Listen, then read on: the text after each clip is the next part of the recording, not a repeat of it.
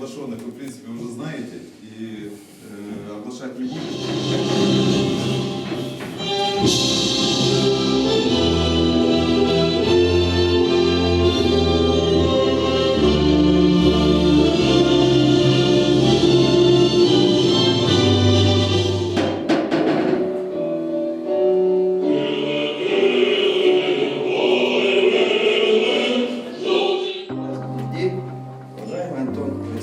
Сотрудники 5-го отряда ФПС по республике Коми Краснодарского района.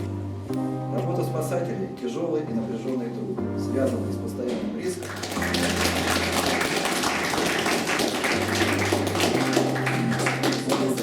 Да, совместный такой у нас тандем, да? От вашего спокойствия зависит и наше спокойствие, Тарас. Затем спасение, да, людей. Вам, вашим близким, вашим семье, чтобы этот праздник отметили очень удачно, чтобы 2015 год для вас был годом очень хорошим, чтобы действительно вы больше говорили.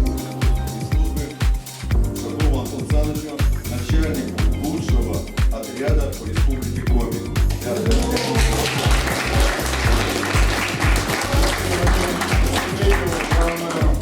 Уважаемые коллеги, уважаемые приглашенные, пользуясь случаем, хочу доложить обстановку за прошедший год, что у нас произошло, сколько у нас сегодня ликвидировано за прошедший год. Благодаря самоотверженности ликвидировано программ, которые могут привлечь серьезный ущерб.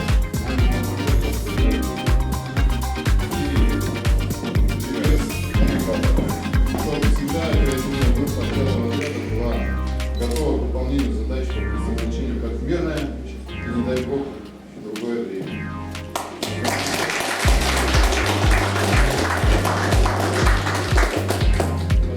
Желаем тебе дальше нести службу достойно, верно выполнять поручения, стоять на страже Шпагорского района.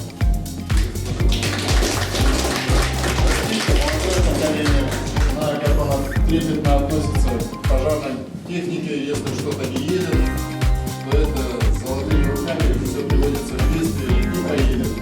Мне кажется, даже если тебе какой-нибудь приоритетный автомобиль, проржавевший, дай на суд, оставит тебя один на один.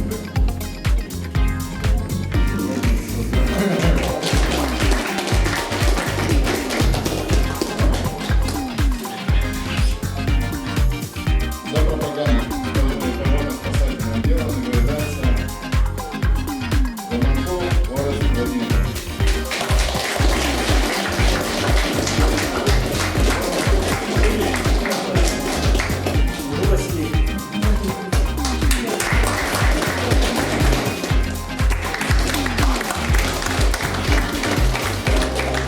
И баскетбольный мяч. Это как раз, да.